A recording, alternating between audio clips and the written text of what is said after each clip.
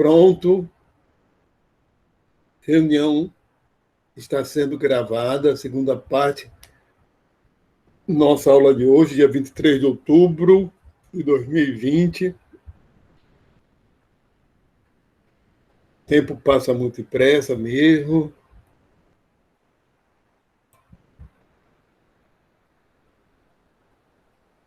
Pronto, vamos.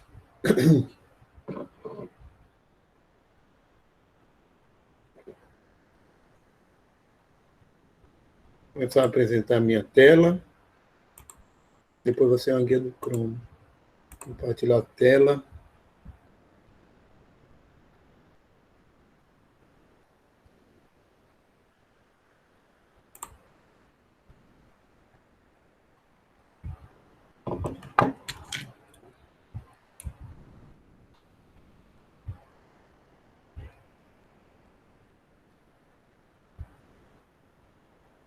Vamos. Aqui eu fico alternando entre água e café. Pronto. E depois diminuo a quantidade de café, porque por mais viciado que eu seja em cafeína, mas cafeína realmente atrapalha o meu sono. Tá?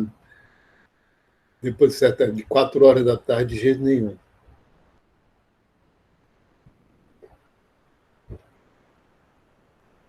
Mas antes, vamos, estou com ocultar isso aqui. Volta lá a apresentação.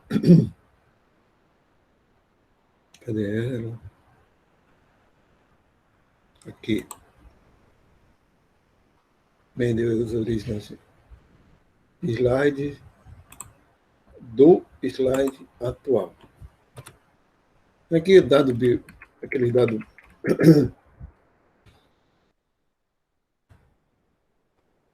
Eu tinha terminado aqui quando eu fiz o comentário que ele tinha sido promovido à Abade em 1873 e começaram a se acumular questões do próprio mosteiro. Ele não teve mais tempo livre, ele teve que cuidar da contabilidade e dos suprimentos, né, alimentícios do próprio mosteiro. Tinha as obrigações como monge, então a vida toda, o resto da vida, ele nunca deixou de ser monge e ele nunca deixou de morar no mosteiro. Então,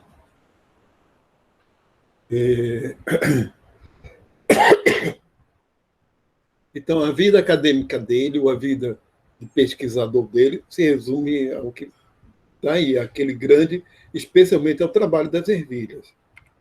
Né? Aquele mesmo slide que eu já mostrei, que tem os caracteres dominantes e recessivos. E ele chamou realmente dominante, recessivo, e que até parte da técnica dele, essa figura que mostra isso, por exemplo, ele tinha uma linhagem com flores violeta, lilás, e outras flores brancas. Então, o que ele fazia? Ele tinha que evitar a autofecundação. Então, bem característico agora também do método experimental é você ter controles, você tem condições controladas, variáveis controladas, né, em que aqui cortava os estames de uma flor, pegava o pólen dessa e polinizava a outra que também tinha sido castrada, né? Fazia em ambos. Então, eu pegava o pólen de uma para polinizar a outra. Para isso, ele tinha que castrar e separar todos os estames, né? E viu os resultados da geração seguinte. No caso aqui,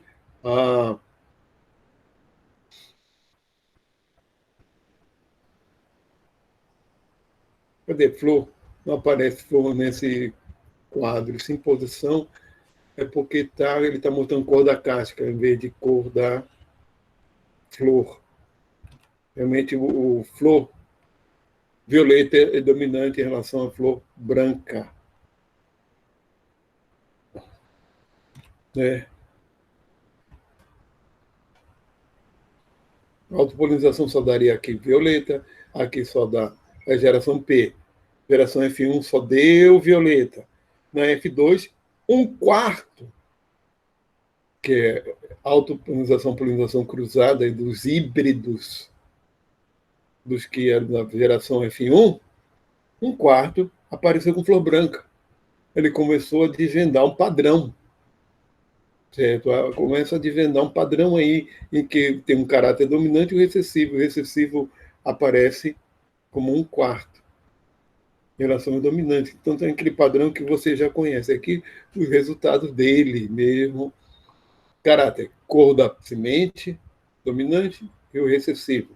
Forma, cor da vagem, forma da vagem, altura do pé e ervilha, isso que vocês já viram em aula de genética. Né? Posição da flor, cor da flor, púrpura ou branca, e as proporções em F1, na geração F1, dominante e recessivo, na F2, e a proporção, perdão, aqui já era a geração F2, em que diz a proporção qual é que aparece, que é cerca de um quarto. E proporção. Isso dá para tirar aquele padrão que vocês já conhecem, certo? E que depois ficou conhecido com as leis de Mendel. Mais uma coisa, eu vou parar esse slide para poder voltar uma coisa aqui. Espera aí. Mas o que implica o trabalho dele é o seguinte, que seja o que for hereditário dos pais para os filhos, não é perdido, ele pode ser até mascarado e não aparecer, mas a unidade que gera a informação, por exemplo, a cor branca daquela flor, está ali. Aparece em geração posterior, dependendo de qual for o cruzamento. Então, para a teoria de Darwin, é essencial que a gente tenha uma coisa, que as unidades hereditárias sejam estáveis e não sejam como na teoria da pangênese, dos pangenes, que se diluem em torno da média. Porque a seleção natural tem que agir sobre variedade, tem que haver variedade e tem que haver coisas estáveis também para haver a seleção. Coisas estáveis. Por exemplo, até hoje em dia existe gene para leão. O leão pode ser branco, sendo homozigoto, que é um caráter recessivo e bastante raro. Agora, um macho de leão branco com uma fêmea de leão branco, só tem filhote branco. Certo? Tem esse. Ou seja, o gene não se perdeu mesmo, apesar da pressão da seleção natural não ser favorável. Ele tem pouca possibilidade de sobrevivência em condições naturais, um leão com pelagem branca. Mas, se acontecesse uma mudança ambiental e transformasse o ambiente da África, uma coisa que seria pouquíssimo provável, mas esse tipo de coisa já aconteceu na história.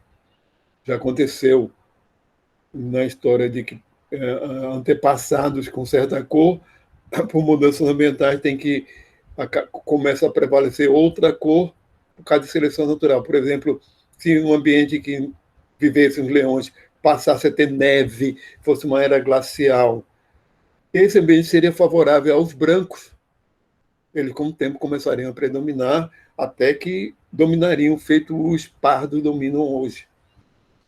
Né? Então, é questão também de estabilidade.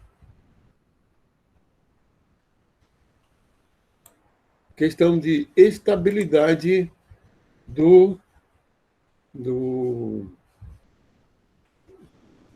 das unidades hereditárias. E isso a teoria, um modelo proposto por Mendel tem. Seja o que for hereditário, que ainda não sabia o que era, muito menos não tinha nem nome, não existia a palavra gene. Ela foi criada no começo do século XX, a gente vai ver, certo? Olha, no final, por que Mendel não foi aceito? Eu vou apresentar esse vídeo aqui para vocês, eu tenho que compartilhar de forma diferente agora. Eu tenho que, para vir discutir depois, vamos discutir sobre o que ele está falando. Eu falei, tem algumas coisas que ele fala, que ele coloca lá, que eu não disse ainda. Para essa apresentação. E agora, peraí, apresentar uma guia do Chrome, ideal para vídeo e animação.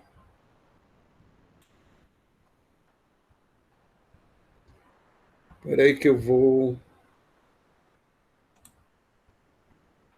Por enquanto, eu vou desativar minha câmera. Também ficar aparecendo minha imagem enquanto ele está falando. Minha imagem da câmera, para não ficar aparecendo na gravação, eu acho mais... Vou tirar o foco. Até porque eu não vou poder usar o microfone também, não. Apresentar. Está sendo gravado, estou com fone. Eu tenho que sempre conferir certas coisas para não acontecer o que aconteceu naquela aula, né? Cadê o erro que Mendel fez, que fez Mendel ser esquecido? Essa aqui.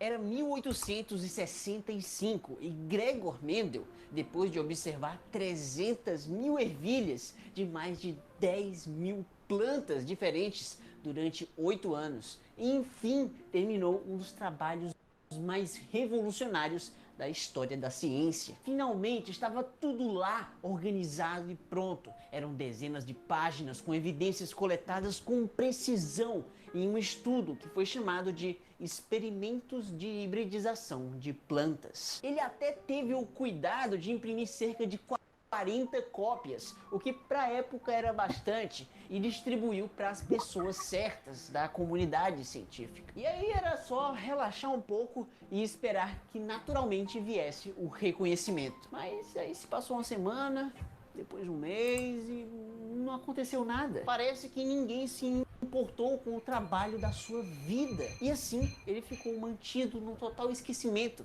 até o seu último dia de vida. Mas como que isso é possível? Como que nenhum cientista percebeu o impacto dessa pesquisa sem precedentes? Será que Mendel não podia ter feito nada para evitar isso? Qual que foi o erro que fez Mendel ser esquecido? Bom, é sobre isso que vamos falar agora. Vamos nessa!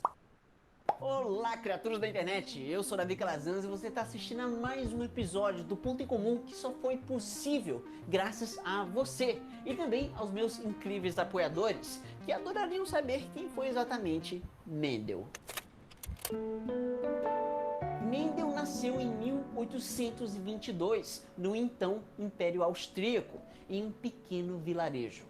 Ele cresceu com um cenário rural, numa família de fazendeiros sem muitas condições financeiras. E desde sempre o garoto foi muito tímido e introspectivo, tendo uma sensibilidade acima da média que não combinava nada com aquelas enxadas do campo. E na época, como filho único, era esperado que ele assumisse a fazendinha de seus pais para dar continuidade ao que o seu pai e a sua mãe um dia deixariam de herança. Porém, com o lance do destino, o seu futuro acabou mudando. O menino desde sempre foi muito bem na escola, sabe? E o seu potencial finalmente foi reconhecido pelo padre local, que um dia sugeriu de enviar o jovem de 11 anos para uma escola de mais renome. E assim o pequeno Mendel viu uma alternativa à sua vida pacata no interior, uma chance de aprender mais sobre o mundo. E olha, ele se saiu muito bem nos estudos na sua nova escola, principalmente em física e matemática. Ele tinha um talento de ver o mundo através de números. Porém, os primeiros anos não foram nada fáceis, porque a sua família não tinha dinheiro para mantê-lo ali. Então, além de estudar, Mendel teve que arranjar uma fonte de renda. Por isso que ele teve que manter uma dupla jornada, como estudante e como tutor de outros estudantes, o que às vezes era muito pesado e estressante. Tão estressante que o jovem teve que por 2 vezes voltar um tempinho para sua família, por conta de uma séria depressão. Mas de qualquer forma, Mendel gostou muito do que havia conhecido, e mesmo depois de terminar os estudos lá na sua escola nova, ele ainda não queria voltar à sua vida no campo. Por isso que naquele momento ele fez uma grande decisão na sua vida. Ele optou por seguir uma carreira religiosa, como um frade agostiniano em um monastério. Por isso que ele teve que escolher um novo nome, como é a tradição religiosa. E a partir daquele dia em diante, ele se tornou Gregor. Gregor Mendel. Ah, vai, escolhe aí um, vai. Cleberson. Tem muito Cleberson já aqui, viu? Vou botar um parecido. Vou botar Gregor. E aí, sua vida no monastério não apresentava tantas dificuldades financeiras, mas, por outro lado, ele tinha o dever de visitar pessoas enfermas e à beira da morte. E essa tarefa era mentalmente muito desgastante, e cansativa, e estressante, a ponto que o próprio Mendel ficou doente também. Ele era sensível demais para esse tipo de trabalho e teve que ser afastado. Gregor então foi transferido para um trabalho de professor substituto em outro monastério em outra cidade. E lá ele se demonstrou ser um excelente professor. Mas aí de repente teve uma mudança na legislação e ele agora tinha que ter uma espécie de certificado de professor. Ele tinha que fazer uma prova. Então ele se preparou para a prova, foi lá e não passou. Ele não passou na prova e ainda por causa disso, por causa da pressão, ele acabou ficando doente mais uma vez. Porém, os seus superiores acabaram não desistindo do jovem monge e mandaram ele para uma universidade, a Universidade de Viena, que na época era uma das instituições de ensino mais respeitadas do mundo. Gregor então teve aulas com grandes nomes da ciência, foi apresentado à comunidade científica e aprimorou ainda mais as suas habilidades e métodos matemáticos. E aí depois ele acabou voltando para o seu primeiro monastério e se sentia mais do que nunca preparado para passar na prova e ganhar enfim o seu certificado de professor. Mas também não deu certo. De novo. Já era a segunda vez que ele sentiu a pressão de passar na prova e acabou simplesmente falhando e ainda ficou doente. De novo.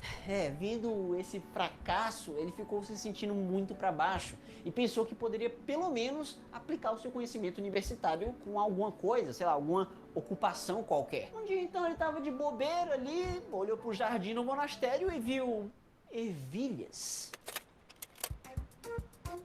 Ele que sempre viu o mundo de uma maneira meio numérica, depois da universidade ele se aprofundou ainda mais nisso. Agora ele queria trazer o alto padrão da precisão e previsibilidade dos números da matemática e da física para a sua realidade, para as ervilhas. O que era algo um tanto quanto estranho para a época. Mas o abade responsável pelo monastério geria aquele lugar quase como se fosse um departamento de universidade e deu então a sua permissão para Mendel.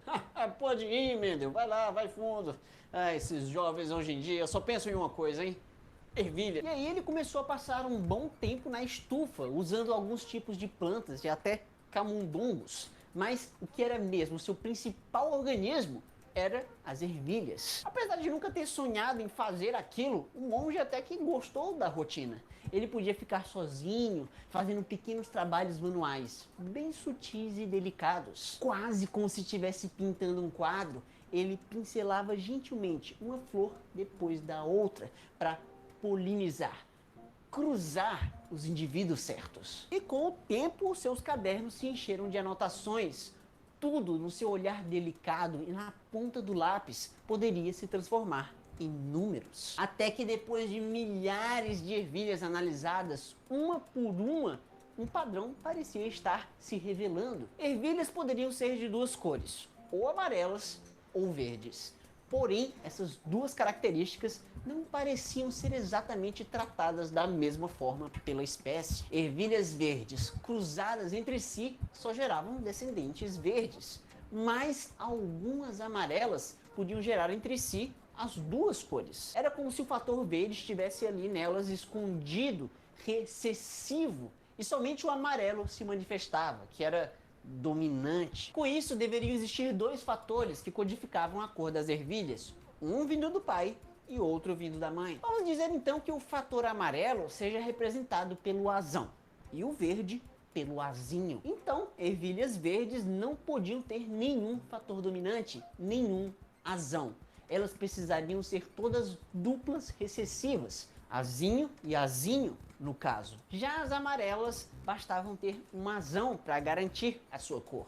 O outro fator poderia ser um azão ou um azinho. Ou seja, haviam dois tipos de ervilhas amarelas, as azão-azão, que entre si só gerariam filhos amarelos, e as azão-azinho, que poderiam gerar as duas cores, sempre em uma mesma proporção, a de 3 amarelas para uma verde. E isso era muito intrigante, sabe? Um casal de amarelas gerando filhos verdes, verdes como qualquer outra ervilha, sem nenhum tipo de prejuízo ou mistura de cores. Era sempre uma coisa ou outra, nunca tinha um intermediário. E isso contrariava o pensamento vigente da época, que dizia que as características do pai e da mãe são postas numa espécie de liquidificador e aí elas são misturadas até sair um filho com características meio que intermediárias dos dois. E Mendel podia provar que isso estava errado e que ele estava certo, e tinha números para isso. A hereditariedade não era mais uma questão de achismo,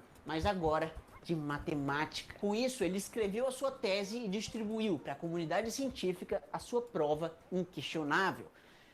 Mas ele foi ignorado. Para dizer que não foi totalmente ignorado, teve até um pesquisador que o respondeu. Mas foi só depois de 2 meses e nem era para falar exatamente da importância da descoberta. Era mais para convencer Mendel a trabalhar no seu programa de pesquisa. E Gregor topou o trabalho, mas teve o azar de escolher uma planta que não tinha a mesma facilidade de gerar os mesmos resultados das ervilhas. O monge então começou a duvidar das suas próprias convicções e no fim ele acabou desanimando cada vez mais das suas próprias ideias científicas. E aí, mais tarde, ele ainda acabou se tornando o abade responsável pelo monastério, e com esse cargo vieram mais tarefas que acabaram consumindo o resto do seu tempo e energias. Sua saúde foi se deteriorando por causa de velhos hábitos não saudáveis. Ele era muito sedentário, ficou com sobrepeso demais e, para tentar combater isso, o médico receitou fumar cigarros. Que ideia brilhante. E assim, em 1864, ele vinha a falecer. Foi ao túmulo achando que estava errado, sem nunca ter o devido reconhecimento. Ele foi esquecido. Ele e o seu trabalho com ervilhas não foram só esquecidos porque foram ignorados, mas também porque foram ativamente apagados da história. No fim da vida, Mendel tinha muitas responsabilidades como o abade que administrava e defendia os interesses do monastério. Mas o seu jeito tímido e introspectivo não ajudava muito na hora de fazer negociações com o governo local para que a instituição tentasse pagar menos impostos. E isso gerou uma raiva entre os membros da comunidade religiosa que depois do seu falecimento, o seu sucessor, o abade seguinte, resolveu o problema dos impostos e ainda resolveu queimar tudo o que havia sobrado das anotações de Gregor. Aquelas cinzas, naquela fumaça, eram um símbolo, o símbolo da derrota de Mendel e o seu trabalho. Mas por quê? Por que será que isso aconteceu? Qual que foi o erro que ele cometeu? Me diz isso nos stories que eu acabei de postar no Insta. Me diz o que você teria feito de diferente no lugar de Mendel. Bom, mas pra gente entender melhor os motivos por trás desse esquecimento, vamos compará-lo com um outro cientista também brilhante do seu tempo, Charles Darwin. Darwin, ao contrário do nosso monge, teve de imediato toda a atenção do mundo, sejam falando bem ou mal. Todos naquela época tinham escutado ele, e muitos já falavam de uma corrente de pensamento com o seu nome, o darwinismo. E essa diferença de receptividade aconteceu porque naquela época os cientistas ainda temiam que a ciência não conseguisse se desvencilhar totalmente do misticismo da alquimia. E um dos principais fundamentos da alquimia era que os elementos eram feitos de fatores, que basicamente eram unidades indivisíveis que podiam ser adicionadas ou removidas para que ocorresse uma transformação, por exemplo, de chumbo para ouro. Então, para tentar se desvincular disso, a comunidade acadêmica tinha a tendência de supor que não existe nada de fatores ou unidades indivisíveis. O mundo deveria ser uma gradação bem leve de variáveis. Veja a altura das pessoas, por exemplo. Não havia uma regra de um fator que obrigava humanos a ter ou 1,60 m ou 1,61 m. Na verdade, existe uma gradação de infinitas alturas possíveis entre essas duas medidas. Agora, olha só a teoria de Darwin. Ela diz que aos poucos, de maneira bem gradativa, ao longo de muitas gerações, as espécies vinham mudando e dando origem a novas delas. Isso estava dentro da visão de gradação de variáveis. Agora, já a teoria de Mendel se encaixava exatamente no modelo de fatores que a alquimia também adotava. As ervilhas ou eram verdes ou amarelas, não tinham uma gradação de cores. Isso não torna de jeito nenhum a teoria dele uma pseudociência como a alquimia, mas quer dizer que, olhando meio que por cima, as suas ideias não tinham um formato que mais agradava os cientistas da época. E além disso, naquele tempo, a biologia era entendida como uma ciência que servia para descrever coisas, como a aparência, funcionalidade e o comportamento dos seres vivos. Não era para se usar números, isso era coisa para matemática e a física, sabe? O que hoje é um grande absurdo pensar isso. Agora, voltando para Darwin, o seu famoso livro A Origem das Espécies possui um tom de conversa, que parece até uma coleção de cartas, em que vai descrevendo o que acontece em diversas espécies, sem entrar em detalhes de números e nada a nível de indivíduos. Agora, já o que Mendel publicou trouxe os números da matemática e da física, algo que ninguém pensava em fazer naquela época. O trabalho tinha tabelas com frações e outros números bem precisos, tudo a nível de indivíduo, de uma única espécie, as ervilhas. Ou seja, esse era o tipo de leitura de linguagem que certamente a maioria dos biólogos, dos naturalistas, não gostavam e muitas vezes nem sequer entendiam. E para completar, Darwin sabia se comunicar melhor do que o monge e produziu diversas publicações para sustentar a sua teoria. Já Mendel foi sempre muito tímido e quieto e só publicou 2 vezes. Muito do que ele fez ali naquele monastério simplesmente não foi levado a público, porque Gregor não achava que aquilo era importante, que os dados não eram bons o suficiente. E depois tudo que não estava publicado foi queimado, foi para sempre perdido. Meu Deus. Gregor não errou no seu trabalho, mas foi a sociedade que errou em não reconhecer a sua importância. Darwin, na sua teoria, já tinha implicações muito claras que implicaram a maneira que as pessoas veem a si mesmas em relação às outras espécies. Nós somos parentes de macacos e bactérias. Já Mendel não tinha o seu impacto muito claro, e isso não foi culpa sua. Só muito tempo depois a humanidade criou a tecnologia para destravar o potencial das aplicações de suas ideias. E hoje temos mais de 1.800 genes de doenças codificados, mais de 2.000 testes genéticos acessíveis, e estamos entrando em um mundo completamente novo, que cada vez mais vamos manipular o código da vida para curar doenças, salvar pessoas e até o planeta inteiro. Tudo isso só foi possível porque décadas depois do esquecimento veio o redescobrimento de um dos maiores trabalhos da história da ciência. Que o maior erro foi estar muito à frente do seu tempo, assim como seu autor, um monge tímido, mas brilhante, chamado Gregor Mendel, o pai da genética. Bom, então, o redescobrimento veio através de 3 pesquisadores independentes e, infelizmente, isso só aconteceu depois de 15 anos do falecimento de Mendel. E para saber mais sobre esses 3, basta escutar o nosso podcast exclusivo para apoiadores do canal. E se você ainda não é um, dá uma olhadinha aqui. Não, e o que é ainda mais incrível, mesmo depois de ter sido redescoberto, ainda tinham pessoas que não aceitavam o trabalho com ervilhas. Só que dessa vez o argumento contra não era baseado em alquimia ou estilo de escrita. Realmente existia um argumento válido. E curiosamente era porque os números que Mendel relatou eram muito bons. Bons até demais para ser verdade. Simplesmente alguns pesquisadores achavam que Mendel tinha de alguma forma falsificado aqueles dados. Mas de qualquer forma, essa crise foi superada. Agora, será que você consegue superar a crise existencial ao saber que você não tem livre-arbítrio? Pois é, você não possui poder de escolhas e talvez seja convencido disso se você clicar, bem aqui. Ou quem sabe ver esse outro vídeo relacionado, assim como o Cássio, que tá aí aproveitando um momento na natureza, cercado de plantas, mas acho que nenhuma delas é uma ervilha. E Cássio, muito obrigado por apoiar o maior canal de divulgação científica do Nordeste. E não se esqueça que quarta tem vídeo novo. Tchau!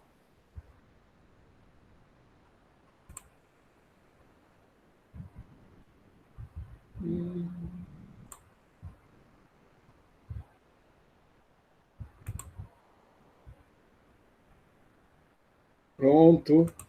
Vou retornar aqui.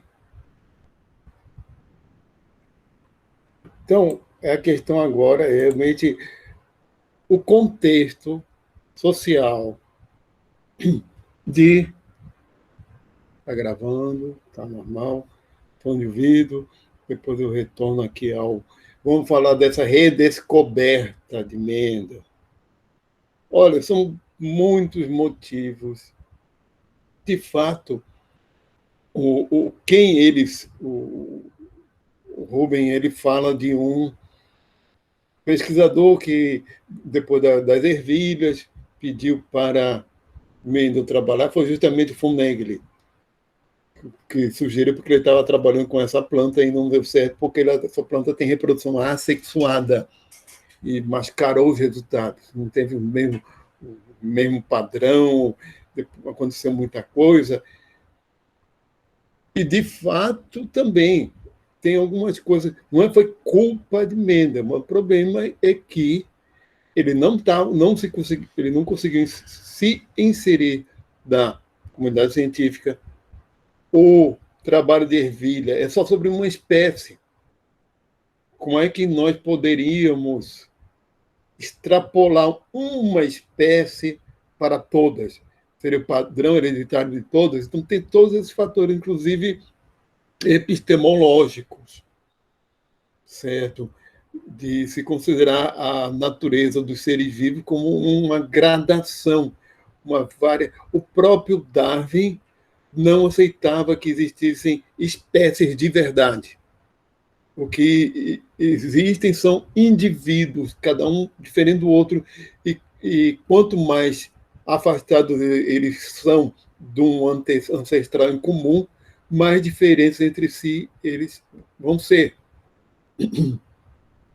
Então, esse grupamento de indivíduos próximos que têm um ancestral em comum específico que permitam que a variação seja uma variação pequena o suficiente para permitir a reprodução. Isso é mais ou menos o conceito de espécie para Darwin, que não existia espécie como coisas na natureza, de fato, concretas. Então, o gradualismo de Darwin, de fato, o Darwin tinha uma vida totalmente diferente, publicou muito. Outra coisa, né? porque Mendel não publicou. De fato, só teve 2 trabalhos, eu nem me lembro agora do outro, bem locais, foram preservados nas bibliotecas, esses trabalhos, porque os dados originais dele, os dados originais dele, anotações foram perdidas.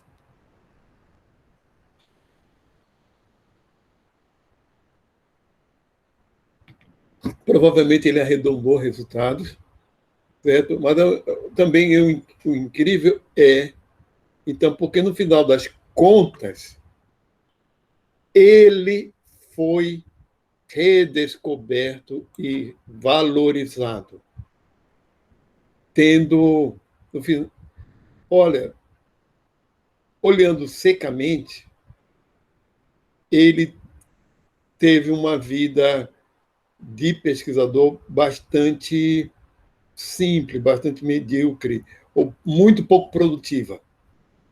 A palavra tem que ser essa. De muito pouco produtiva. Vou botar aqui apresentar. Tela inteira. Certo? Ele tem uma vida acadêmica muito pouco produtiva.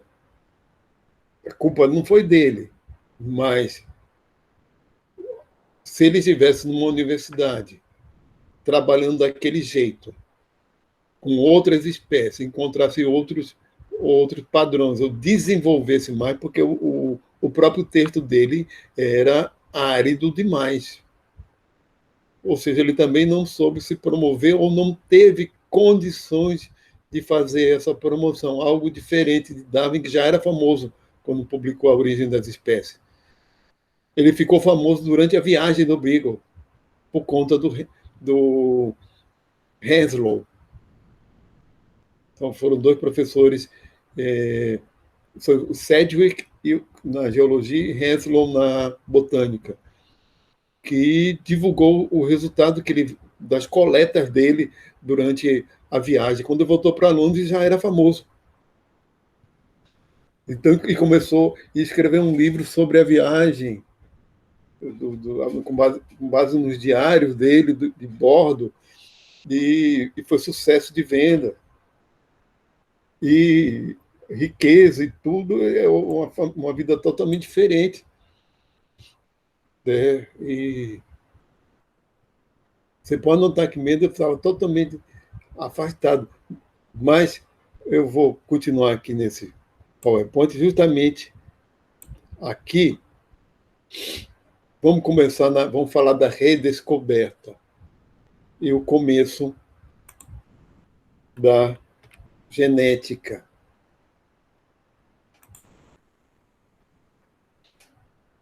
Falando de 3 de forma independente. Um holandês, que é Hugo de Vries, Hugo de Vries, ou Hugo, certo? Que também começou. Olha, o De Vries, o trabalho que ele fez, eu tenho esse outro slide aqui, como curiosidade, ele em 1878, ele já era professor de botânica e foi até a Inglaterra visitar Darwin, certo? Bem jovem, Darwin já estava com, se não me engano, beirando já com 70 anos de idade, já com aquela barba enorme. E o autor fala que a barba de De Vries já tinha uma barba que rivalizava com a de Darwin, certo? Transformou a vida dele, então o objetivo dele de vida foi impulsionado pela teoria da evolução. E como botânico, foi justamente encontrar um jeito de estudar a hereditariedade, certo? E a primeira coisa que ele fez foi a coleta de variantes estranhas de plantas. Se atentou àquelas coisas, aquelas variações, né, que eram chamadas de aberrantes, para cruzar com os normais. O que acontecia?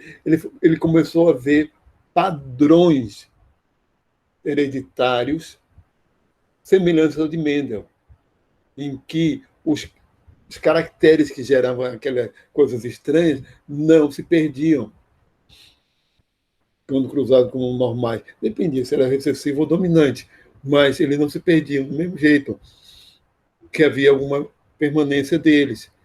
E, em 1897, ele até publicou um artigo chamado Monstruosidades Hereditárias. Então, ao longo dos anos de 1880, ele já foi vendo esses padrões, já foi intuindo a mesma coisa de Mendel. Resultados bem semelhantes. Ele ainda não tinha descrito em termos de proporções matemáticas e tudo mais. Em 1900, a partir daqui, de 1997 até 1900, ele trabalhou com ervilha e do mesmo jeito de Mendel. Não exatamente igual, mas encontrou o mesmo tipo de padrão com as ervilhas que Mendel encontrou. E publicou o artigo, sendo que, na primeira versão desse artigo, ele não faz referência a Mendel, porque ele só tomou conhecimento do trabalho de Mendel, ele só tomou conhecimento do trabalho de Mendel quando o artigo já estava pronto. Porque um amigo encontrou o artigo numa biblioteca e entregou para ele. Provavelmente ele pelo menos ele conhecia, sabia, lia em alemão. Ele, como neerlandês, a proximidade aí é a proximidade razoável, né? Como neerlandês, como holandês. E mesmo com os outros dois são de língua alemã mesmo. Então, ele entendeu o artigo. Apesar de ter sido muito árido, conciso, só muita tabela e dados estatísticos, mas ele entendeu as implicações daquele padrão, certo? Ele criou também, após esse período, o termo mutante para variáveis inesperadas, certo? Mesmo que não tenha sido mutante de verdade, no caso dele, certo? Mas ele criou o termo mutante. Outro que acabou tomando conhecimento, né? Falando aqui voltando a falar no De Vries, o amigo dele entregou o artigo. Olha, encontrei essa cópia de um artigo de hibridização de ervilha. Você não está trabalhando com isso? Aí o De Vries viu a data da publicação, 1865, e quase caiu para trás. Certo? Ele quase caiu para trás com isso.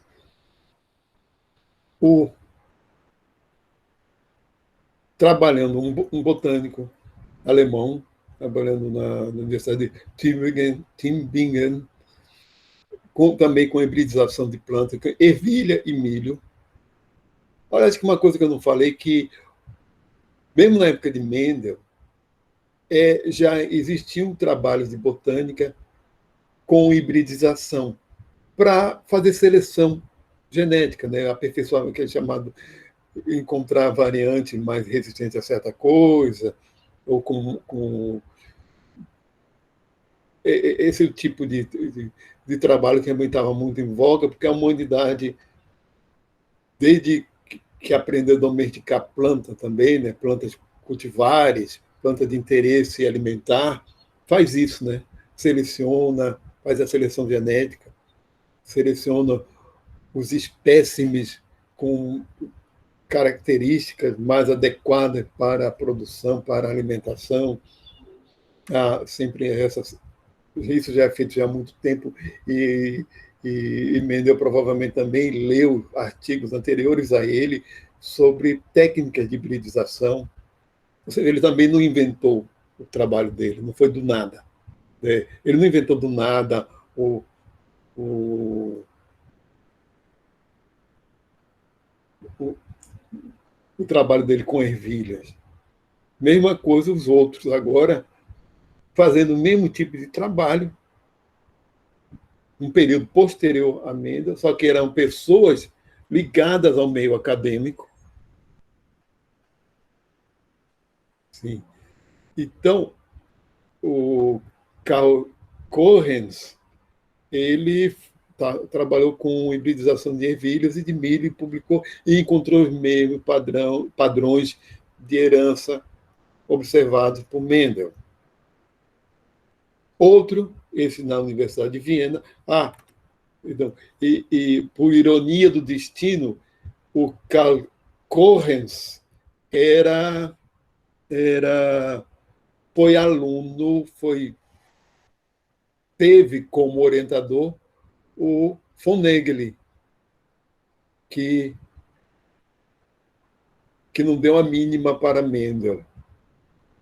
Justamente o orientador dele foi o von Nageli, na época que ele era estudante e começou a trabalhar com botânica, tendo ele como orientador, ou seja, ele não entrou em contato com o trabalho de Mendel a partir do orientador dele, não, foi a partir de ter encontrado em biblioteca, certo?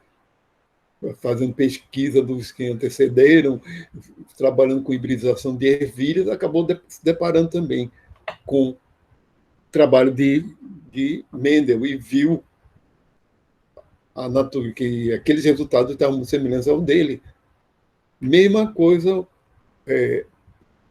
Erich von Tischmark-Seisenegg, sei lá, Seisenegg, esse nome não é nem exatamente alemão, é austríaco. Ele é da Universidade de Viena, também trabalhando com ervilhas, certo? E o trabalho de todos os três estava sendo publicado no ano de 1900. No ano de 1900 marca, digamos assim, a redescoberta. Depois que os outros publicaram e De Vries tomou conhecimento da referência a Mendel, ele se envergonhou de não ter feito a referência. Aí, numa segunda edição do trabalho, nos trabalhos posteriores, aí ele faz referência a Mendel, depois que ele ficou envergonhado pela omissão. Isso foi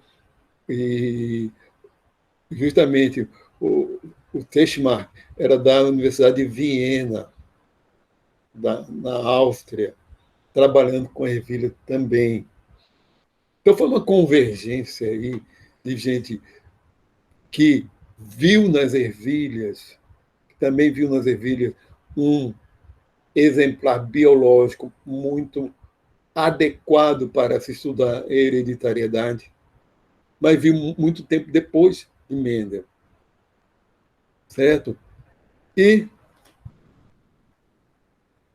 por último, dessa redescoberta, a gente tem o William Bateson, o britânico, ou em inglês, William Bateson, que conta-se, mas isso provavelmente foi história romancizada de relatos de ex-aluno dele, etc. Mas conta-se que no ano de 1900 ele ia dar uma palestra, saiu de Cambridge, que ele era da Universidade de Cambridge, para Londres, para uma sociedade lá de horticultores, coisa assim, de gente interessada em plantas de, interesse, né, comercial, de interesse de plantas dessas, né, domésticas. E aí conta-se que na viagem de trem, que aí pode ser um exagero, na viagem de trem entre Cambridge e Londres, ele leu os artigos que faziam referência a Mendel, para ter algumas informações novas sobre ervilhas, né, sobre hibridização. Aliás, e o trabalho dele como biólogo, etc., é muito mais amplo, né, porque ele não ficava. Ele queria tinha mais interesse de unificar a biologia. Ele tanto estudava zoologia quanto botânica, quanto ele tinha um interesse bastante variado. Ele ia dar uma palestra e viu esses artigos que faziam referência a um trabalho de 1865 e constatou, né, na referência que eles faziam, o conteúdo daquele trabalho, em que ali tinha um modelo. Depois ele se aprofunda, mas eles dizem que Bateson, essa palestra que ele deu já falou de Mendel. Já contou história, já mostrou. Acabei de ler uma coisa revolucionária, etc, etc. Acabei de ler uma coisa revolucionária, vai mudar a biologia,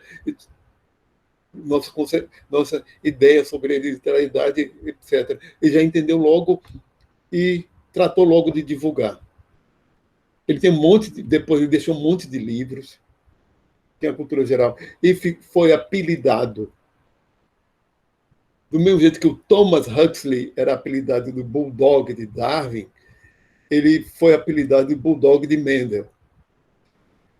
O Bateson foi o grande divulgador de Mendel.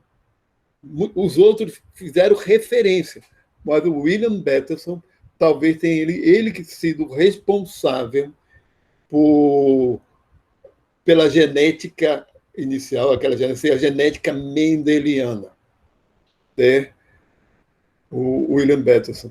Essa foto ali mais velho fazia referência também, porque quando se conta que ele foi apelidado Bulldog de Mendel, tem muito a ver com a expressão dele, o jeitão dele e o temperamento também.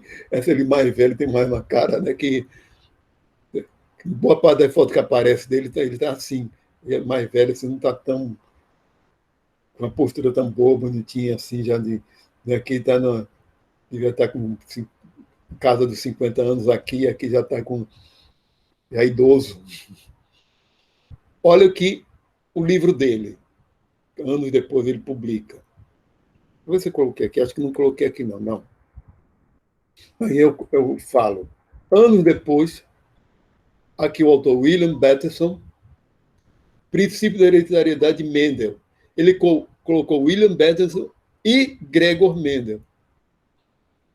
Ele colocou Mendel como autor do livro dele, Homenagem Póstuma. E o resto. Então, por isso que ele disse, ele foi o grande divulgador você vê que hoje chama genética mendeliana, foi por causa de Bateson. Porque eu acho que ele ficou, depois soube da vida do Mendel, e achou que foi feita uma grande injustiça histórica a Mendel e tratou de consertar isso. Certo? Isso começou em 1900, nessa redescoberta. O nome, a palavra, o termo genética, aliás, antes disso, em 1904, nasce o filho dele, ele batiza de Gregory Bateson, que foi um polímata, um dos autores, porque ele era até mais, tinha uma cabeça, o filho dele teve uma cabeça até mais ampla do que do pai. Ele tinha conhecimento de antropologia, semiótica, biologia, e queria unificar tudo isso. Foi considerado um dos pais da biosemiótica e de aplicar teoria cibernética a estudo sociológico, a antropologia. Ele tem um trabalho, o filho dele tem um trabalho também bastante amplo. Foi casado com Margaret Mead, com a antropóloga americana, o Gregory Bateson. Ou seja, o William Bateson foi sogro da. Aliás, eles se casaram, ele já tinha falecido, se eu não me engano. 1926 que ele faleceu, já tinha falecido. Mas era Então, a família ali. Sim, a gente vai falar um pouquinho de Gregory Bateson, do pessoal da biosemiótica, é século XX, certo? Mas foi em 1904 que nasceu o filho dele, fez em homenagem a Gregor Mendel, ele colocou Gregory. E em 1905 havia necessidade de criar um termo específico para o campo de estudo da hereditariedade. Ele criou a palavra genética. E ele já estava fazendo pesquisa procurando os padrões hereditários, comprovando cada vez mais os padrões de Mendel. Todo esse grupo aí de pessoas iniciais realmente começaram a usar o trabalho de Mendel como referência, apesar de que no final do século XIX, começo do século XX, ainda tinha alguns organismos que não pareciam obedecer àquelas leis de Mendel. Mas isso já é outra história. Digamos assim, isso já é uma outra história.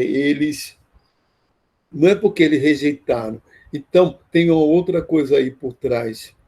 Tá? Isso tem a ver com metodologia e epistemologia. Tem uma outra coisa também, aí, quando a genética surge, por que essa ênfase em Mendel? Porque eles perceberam, especialmente o William Bateson, que ali tem um grande programa de pesquisa em hereditariedade, que poderia ser muito bem desenvolvido, como pontapé inicial. Dali para elaborar não um projeto de pesquisa, é uma coisa que é ampla, chamada programa de pesquisa, que é no sentido do Lakatos, de um filósofo da ciência chamado Lakatos, que ele considerava que a ciência era organizada em programa de pesquisa. Então, o trabalho de Mendel dá um modelo que permite um programa de pesquisa. Ali em Mendel tem um modelo que permite, assim, elaborar todo um programa de pesquisa. Certo? Todo um programa. Foi o que eles fizeram. Assumiram Mendel como um modelo para esse programa de pesquisa que virou a chamada genética mendeliana. E deixaram de lado aqueles organismos que tinham resultado não mendeliano. Para quê? Para fazer como se fosse algo. Depois a gente vê o que está acontecendo ali. Realmente tem explicações, como da pilosela, sei lá o nome daquela planta, que tinha reprodução assexuada, outros fatores, e depois outras coisas, como foi se descobrindo crossing over e recombinação, né? Existem outros fatores que interferem e depende de. Aí vai se envolvendo genética, alelos, né? Porque realmente para seguir aqueles padrões, Mendel teve a sorte também de que os caracteres que ele examinou estavam em cromossomos diferentes, mas não se sabia, ainda não existia a teoria cromossômica. A teoria cromossômica é de Thomas Morgan. Morgan, que estudou Drosophila na década de 1920, era o modelo experimental dele era com as mosquinhas de frutas, né, as drosófilas. Realmente ele demonstrou que o material hereditário está nos cromossomos. Isso nos anos 1920. Mas o que nos cromossomos? Onde é que estão os genes? Porque, da feita que se tem um modelo de Mendel, você tem que ter uma unidade de herança. A unidade de herança foi batizada de gene no ano de 1909, mas não se sabia qual a natureza físico-química dos genes. E nos anos de 1920, Thomas Morgan, americano, determina que ele está nos cromossomos. Mas o que dos cromossomos? A parte proteica ou a parte de ácido nucleico? O ácido nucleico, inicialmente, pensava-se que não, porque ele é muito simples. E proteínas não, são complexas. Depois, nos anos 40, é que se vê que é o ácido nucleico mesmo, o DNA. Foram feitos experimentos demonstrando que é o DNA que contém informação genética. E em 1953, aí nós temos uma dupla hélice DNA, que é uma de Watson e Crick, que foi a proposta de um modelo explicativo de como é a estrutura do DNA. E uma proposta muito bem sucedida, certo? Se vocês, como eu já vi em telejornal, por exemplo, às vezes porque é uma coisa o trabalho original. Olha, notem o seguinte: uma coisa do trabalho original de 1953, Watson e Crick pegaram os resultados que existiam na época, pegaram até resultados inéditos de, de, de raio-x, né, da difração de raio-x, pegaram resultados inéditos que não tinham sido publicados, eles conseguiram, por baixo dos panos, pegar lá da Rosalind Franklin, que trabalhava para o Linus Pauling e não para eles. Tem uma histórias de bastidores aí que às vezes tem umas histórias assim, em pesquisa científica, tem umas histórias às vezes cabulosas. Então, eles pegaram esse resultado, pegaram os que já tinham, como por exemplo a proporção das bases do DNA, de adenina e timina, citosina, guanina, obedece sempre às mesmas proporções. E tentaram criar um modelo. Eles não fizeram um experimento sequer. Eles criaram um modelo explicativo para os resultados que já existiam. E aquele modelo dupla hélice, com aquele pareamento AT-CG, encaixou perfeitamente. Eles tiveram até dificuldade em elaborar em 3 dimensões o próprio modelo das moléculas, porque eles não eram químicos orgânicos. Um era físico e o outro geneticista. Né?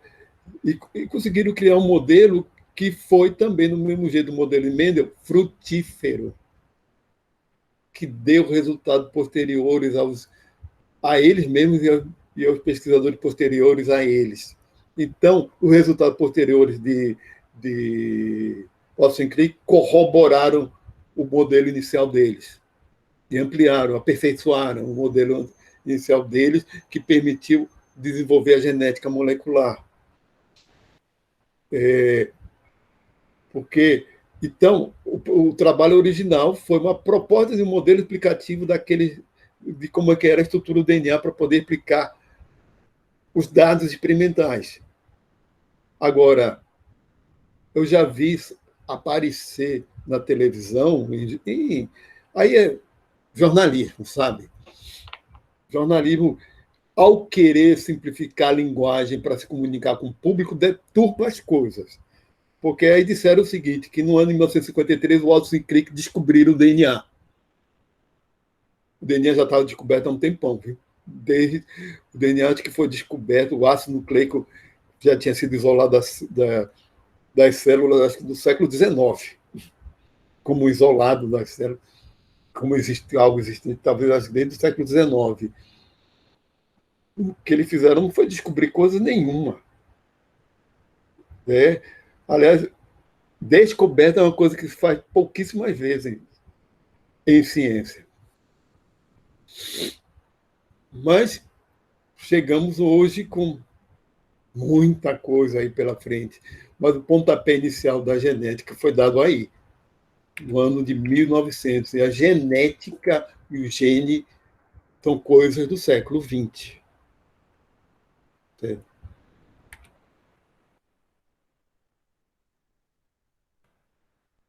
E aí são coisas mesmo do século XX, coisas contemporâneas, né?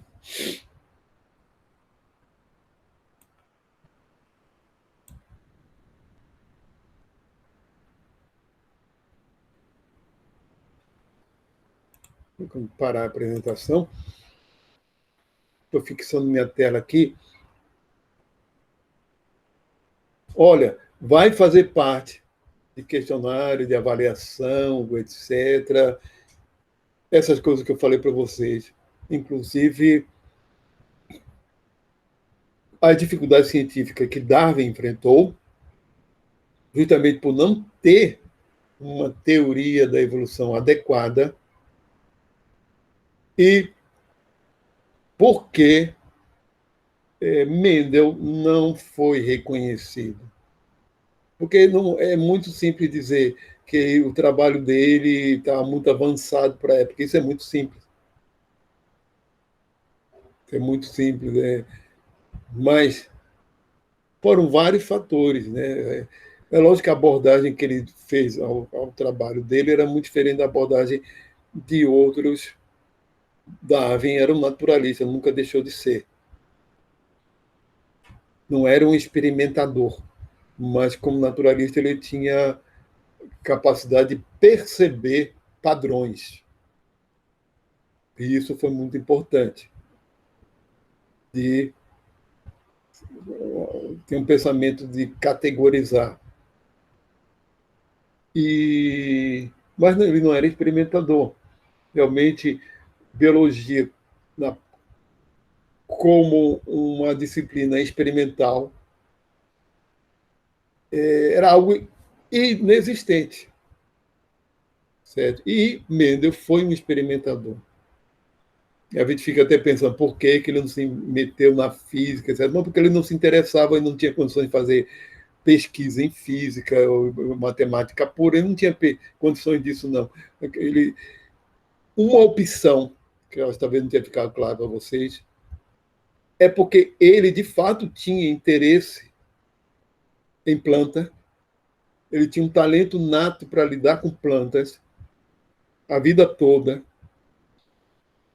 ele tinha interesse por planta e ele sabia que existia essa lacuna na biologia, teoria da hereditariedade. Então, realmente, ele teve consciência ao escolher o que estudar. Ele começou a estudar, antes mesmo de planta, começou a estudar camundongo, mas tem os inconvenientes de estar criando animal dentro de um mosteiro, né? Camundongo, etc. Pelo menos uma ervilha, ela serve de alimento. Está cultivando um jardim, tem uma vantagem que pouca gente fala, mas é um alimento, né? E a ervilha não precisa ser aquelas sementes, depois de contadas e catalogadas, não são jogadas fora. Serve, tem essa vantagem para um mosteiro. E para que serve multiplicar camundongo dentro de um mosteiro? Né? Para que serviria multiplicar camundongos? Não tinha muita utilidade, não. Camundongo e espécies de plantas não comestíveis, mais difíceis de cultivar. Planta, a ervilha, além de ser comestível, você tem uma geração muito curta, relativamente curta, e útil. Então, eu já vou dar por encerrada a aula, encerrada a gravação. Vou parar a gravação. Não, vou parar primeiro, vou parar a gravação.